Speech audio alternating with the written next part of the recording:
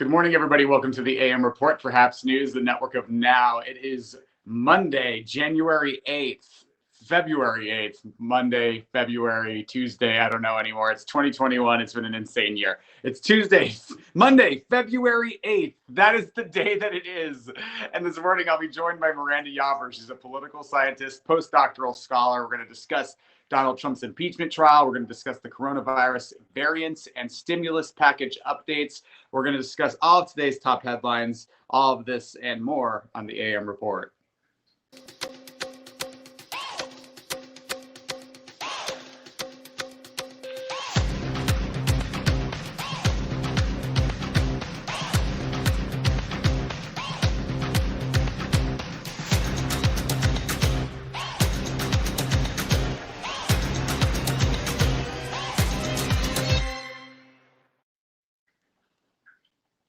Good morning, everybody. Welcome to the program. I'm Alex Mahajer. If you're watching on the HAPS app, website, or platform, click the award button. Let us know you're enjoying it. Or if you're watching on YouTube, Facebook, Periscope, Reddit, Twitter, leave a comment. We can read them live and bat around with you live on air. Thank you so much for everybody who's joining already. It's good to see you all chiming in, and I love seeing the comments from across the country and even across the world. So it's really nice to get you guys in here and say good morning. I'd like to welcome to the program friend of the program, and we usually have her on Fridays, but she's got a new commitment on Fridays, so she's joining us Mondays now. It's Miranda Yobber. Welcome to the program, Miranda. Thanks, Alex. Good to be here. How's it going this morning? It's going.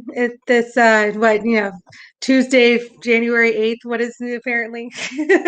It is actually December 59th, 2020 is what it feels like. Well, with the impeachment trial beginning this week, it feels like we're getting this 2020 bonus content. Yeah, it's the bonus DVD of 2020. It's the B side of 2020. Hopefully not for too much longer though, because I don't think I can take it. I mean, I would not be surprised if this were a fairly swift impeachment trial, but I've been wrong before. Well, yeah. I'm old enough to remember when the first impeachment trial and all the hiccups that we ran into with that one. But let's get into a bit of today's top headlines to get everybody's week started right and everybody's Monday started right. Just a couple updates for everybody, and I want you to weigh in as well. Yesterday was the Super Bowl, Miranda. The Tampa Bay Buccaneers won only their second Super Bowl victory in their franchise history, and that's because Tom Brady moseyed on over to their team. I kind of wanted to see the Kansas City Chiefs win. I'm not a big pro football guy, but Tom Brady is apparently a Trump, kind of like a Trump loony. So on principle, I was just like, another one. Come on, Tom. But it goes both ways. So I was also rooting for the Chiefs because of Tom Brady. But it goes both ways because Josh Hawley is a Chiefs fan. So knowing that Josh Hawley, who helped incite the insurrection, was disappointed, there's no relief from this. We are haunted forever. Trump will haunt us in our dreams till the end. So I don't know about you, Miranda, but I was watching it and I was thinking are we not in a global pandemic? Because there's just a lot of people that are in the stadium. Yeah, something like 27,000. I mean, the whole thing kind of it bugs me a little bit. What did you think about seeing so many people congregated like that? I was joking with my boyfriend with whom I was watching the game. I was like, this is giving me the heebie-jeebies because it was not as full as it appeared because there were cardboard cutouts of people, but it was about at a 0.25%. It was at about a quarter capacity, which did put the attendance around 25,000, and that's a lot of people to have in a global pandemic, a very deadly pandemic, when we're trying really hard to drive infections down as we're finally getting more people vaccinated. And so the idea of, honoring healthcare heroes, while at the same time attending a sports game that is almost assuredly going to become a super spreader. Because who goes to a football game and doesn't have a beer, and to have a beer you have to take out your mask. There are just so many things that risk making this become a super spreader. Yeah, absolutely. And Miranda, I have to tell you, I also kind of enjoyed having like a live event again. Like it felt like, oh God, like I've been watching Saturday Night Live, and they've been taking lots of safety protocols and measures. They've got a method to their madness where they isolate and they get everybody tested, and they're not supposed to see people during the week, and so they are able to do their performance on Saturday night without much risk of possible infection, but the risk is still going to be there no matter what. And so I didn't realize that there were cardboard cutouts at the stadium, but either way, what message is it sending by having it appear to be so full? Well, I the feel idea like, is that if people, the idea was, well, people will feel better feeling as though there are fans in the stadium. It's like, no, this pandemic, we should feel better seeing that people are being responsible and staying home. yeah, and Biden did like a pre-Super Bowl interview, so it's sort of like it had his blessing. Although he and his staff and the White House have been vaccinated, and they make a show of putting on the masks because of the message it sends the country. But either way, coronavirus is still a problem. We are learning that while there is a dip in cases, experts are warning we are in the eye of the storm. So cases are dipping across the country. California has seen a 45% decrease in new cases from January 25th through February 7th. New York has seen a 34% decrease in new cases. That's very heartening. Those are very, very good numbers. But new variants like those found in the UK are spreading rapidly in the US, and Super Bowl Sunday might have been a super spreader event.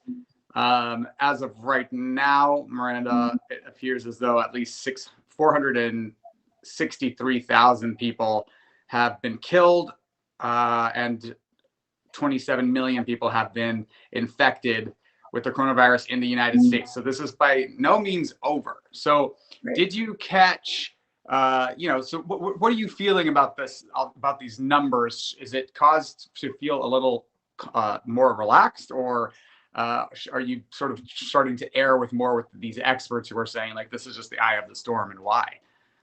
So I'm a health policy researcher. I don't deal with the ins and outs of all of the public health issues.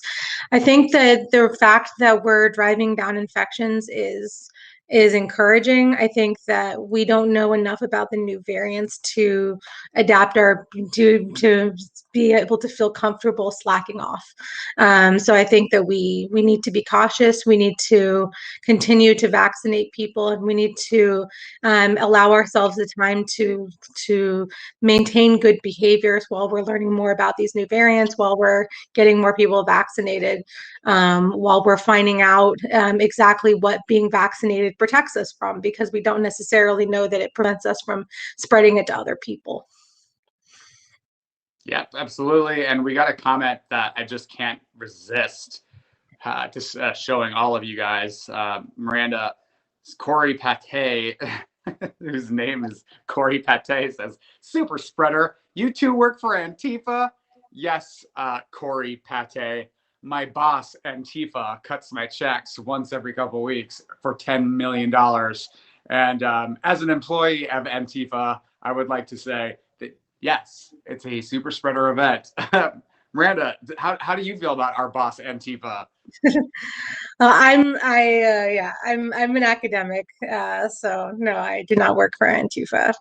And it's funny to me that that defending public health safety and basic common sense incites that kind of an accusation. Well, I don't even think Antifa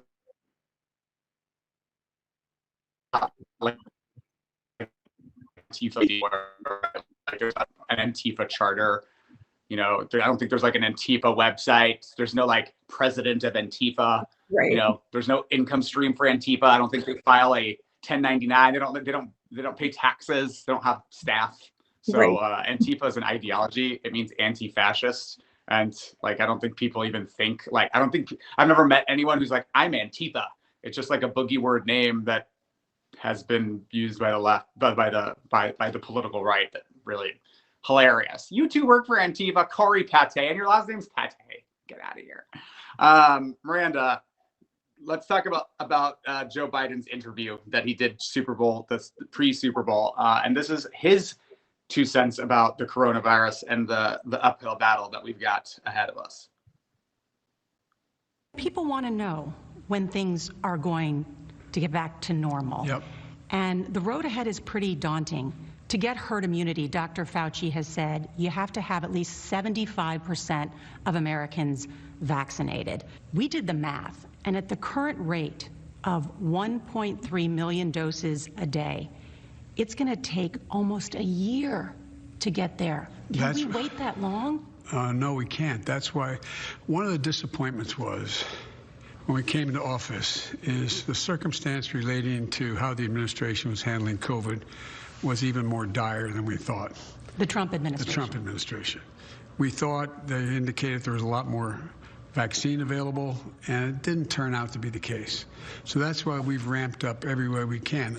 I got a call through Commissioner Goodell saying we could have all 32 NFL stadiums available for mass vaccinations. We are... Are you going to use them, NFL stadiums, to vaccinate? Absolutely we will. I mean, let me put it this way.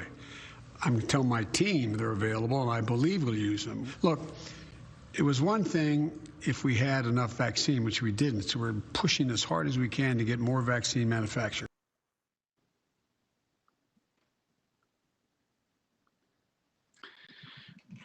So, we're hearing about this requirement that we have at least 70% of the population immunized before we have this herd immunity, and we're moving at a pretty slow rate. We might not even get there till next year. What are your thoughts on this, Miranda? And are you feeling a little bit discouraged by that number? Or do you think that maybe we can ramp this up, that the vaccination is going to happen more quickly? Well, there are a few things to think about. So one is I appreciate getting honest answers from the president.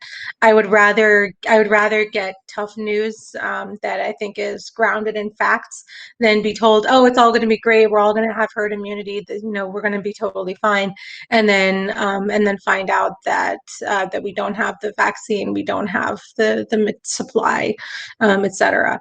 So first of all, this is the first time that we're getting honest answers about difficult subjects, and I appreciate that. We know that the president has invoked the Defense Production Act to be able to speed up vaccine availability, to be able to speed up the supplies with respect to vaccine administration. And so hopefully we'll be able to speed things up with respect to getting shots in people's arms. But it's still going to be a long road ahead. There's also the challenge that there are people who don't want to get vaccinated, that there is some vaccine hesitancy in the public, partly out of partisanship and partly out of more general skepticism about vaccines, and that's also going to hinder herd immunity.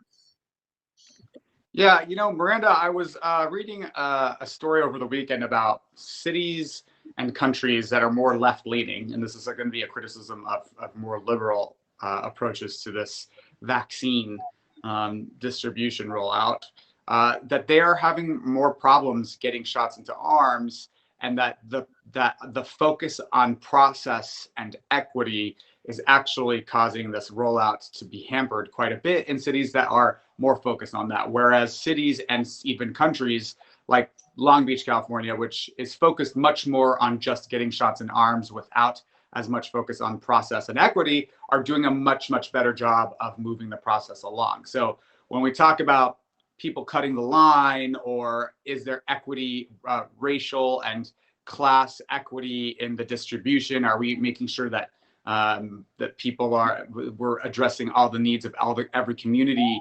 Are we slowing down our own distribution to the point where it's actually hampering our ability to achieve that herd immunity by focusing so deeply on process and equity?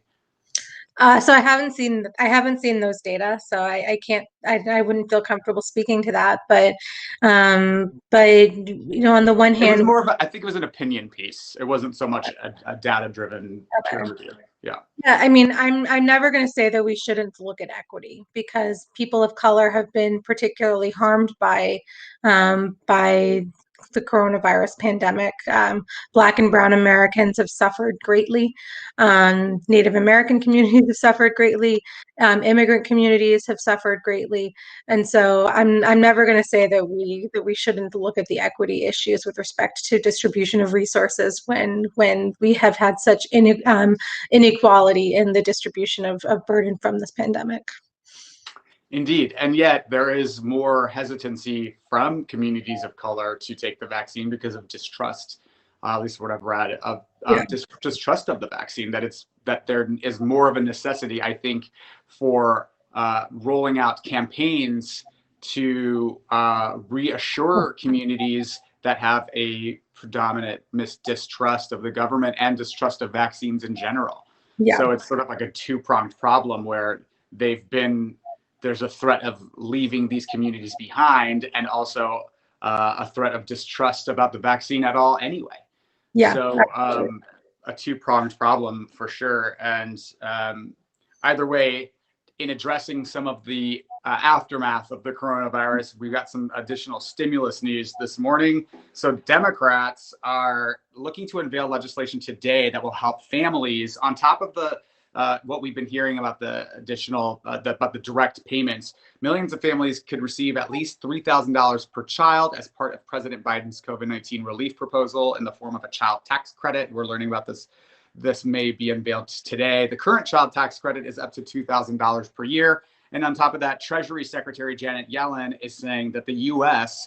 could return to full employment by next year if we pass the full $1.9 trillion stimulus package. Janet Yellen believes this stimulus package will resuscitate the economy, and paired with a vaccine program throughout the year, we could be back to economic health by next year. What are your thoughts on that news? And do you support this tax credit, an increase in this tax credit? I'm very encouraged by the stimulus proposal. The fact is that their communities have suffered from being out of work, from having work cut back, from having to parent, have increasing parental duties while working, potentially limited hours. And so I think that anything that we can do to offer relief to individuals and families who are suffering financial hardship is going to be welcome. And I think that it's important that we not obsess over the deficit. So we didn't obsess over the deficit when we handed off massive tax cuts to wealthy Americans, and we certainly shouldn't be fixated on this when we're talking about relieving people of economic hardship caused by a deadly pandemic. Right. The Republican talking, it's like the Republican cycle, which I'm old enough to remember, is let's plunge the country deep into deficit and despair through our failed fiscal policies. And then once Democrats take control and are tasked with cleaning it up, let's cry about the deficit and become the party of fiscal responsibility and small government. I mean, this is going to come up in the climate change proposal where they're talking about significant interventions to address climate change, and the reality is that we're already paying for unaddressed climate change because of the amount of money that we end up spending in disaster relief.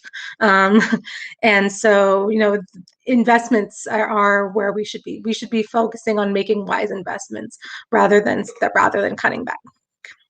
And, maybe not giving tax cuts to wealthy people, the wealthiest people in the country, so that people like Jeff Bezos pay 0%, Amazon paying 0% income tax last year. Corinder saying hello from London. Renee says that's the issue here. So many don't want the vaccine. Good personality, whose screen name is Good Personality, but let me be the judge of that. Good Personality is saying this is a deep conversation. Oh no, he's referring to a previous question about do we prefer New York style or Chicago deep dish pizza. I haven't had a carb in 16 years. Bitter Buffalo. In any case, thank you for your answer on that, Miranda. I agree with you wholeheartedly. And final kind of the big one this week is that in the impeachment trial of Donald J. Trump. The second impeachment trial will start tomorrow. He's only the second president. He's only the first president to be impeached twice and represents 50% of all of American history's presidential impeachments. The GOP Senator Pat Leahy says it's very unlikely that Senate Republicans will vote to convict Donald Trump, and we are still awaiting the organizing resolution, which will set the parameters of how long the trial will take and what will happen. That organizing resolution is to be discussed and determined between Senate Majority Leader Chuck Schumer and Senate Minority Leader Mitch McConnell. Miranda, we're a day before this impeachment trial. I'd like to hear your thoughts on what we should expect, and also why haven't we heard anything about this organizing resolution with less than 24 hours to go? I think that we can expect that the Senate Republicans are going to be downplaying the president's response, the president's role in the incitement of the insurrection. I think we're going to see a lot of talk from the Senate Republicans about how it's time to move on, that we shouldn't be fixated on this. It happened just over a month ago, and he's no longer the president, so we shouldn't be focused on this tool of accountability. We'll also see a lot of antagonism toward the few Republicans who said that we should go forward. So Mitt Romney, Susan Collins, Lisa Murkowski, Pat Toomey, Ben Sasse. I think that we will see some hostility toward these 5 Republicans who sided with the Democrats and saying, yes, this trial can move forward. I don't know that it's necessarily going to be the case that they'll vote to convict, but they certainly said that the trial could move forward. And so I think that we're also going to see some extent to which they'll be eating their own. But I don't think that we're looking ahead at a Trump conviction. Yeah, and some of it is so confusing because Mitch McConnell privately expressing that this was his chance to rid the Republican Party, to rid themselves of Trump, that he was pleased that the Democrats are moving forward with impeachment. And then this vote happened on the Senate floor about the constitutionality of this hearing. And he voted to suggest that this was an unconstitutional impeachment trial. It's very confusing. And then, of course, as you stated, 45 Republicans voting to say that this hearing is not constitutional, which made me think that this is going to be Republicans punting to constitutionality on a matter that I believe, and clarify if I'm wrong, Miranda, that there's clear case precedent to suggest that a federal official can be impeached after they leave office. Is that your understanding of the law as well? The president can be impeached after leaving office, because there are perks to the presidency, to ex-presidents that can be removed, and in a separate vote, they can vote to remove from the president the potential for holding future office. So the president can absolutely be impeached after leaving office. And I think that looks like that's going to be what the focus of the Democrats is And going to if be. you have questions, just ask Matt Getz. He tweeted this a while ago, with respect to Barack Obama, but he was actually right on this. And I think that's the Democrats' focus going into this, is making sure that Donald Trump doesn't run for political office again, which I would think is something that the Republicans, especially in the Senate, have a secret vested interest in also making sure happens, because half of them want to be president themselves. Renee Barone says half say it is and half say it's not, ? I'm not sure what your question's about, Renee. Do you understand this question? I'm assuming they meant that half of the Senate said it's constitutional and half of the Senate said it isn't. Maybe that was in response. And it's not really that vague a constitutional question, that the president can be impeached after holding office. Okay, very good. Miranda, I want to thank you for joining the program this morning. Miranda Yavor, everybody, where can people find you and support you and bat around with you? I'm on Twitter at Miranda Yavor. Reach out. I'd love to hear from you. All right, very good. This has been Miranda Yavor. Thank you, Miranda, for joining the program this morning. Thanks so much, Alex. Take care. See you soon. Bye-bye. Bye. All right, everybody, this has been the AM Report for HAPS News, the network of Now. We are live every weekday morning with all of your political news and headlines, quick political news and headlines to get your day started right. If you like this journalism, if you like this content, please consider subscribing. You can do that at haps.tv/@Alex and join one of our 370,000 subscribers and become one of our monthly patrons.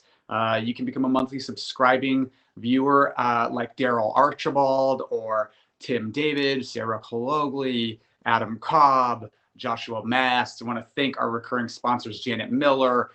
You guys help support independent journalism, or you can just buy me a cup of coffee one time if you like. haps.tv/@Alex, or just click the subscribe button and get a notification when we go live every morning. We will be back tomorrow with impeachment day 1 and keeping you up to date and covered on everything you need to know about the second impeachment trial of Donald J. Trump.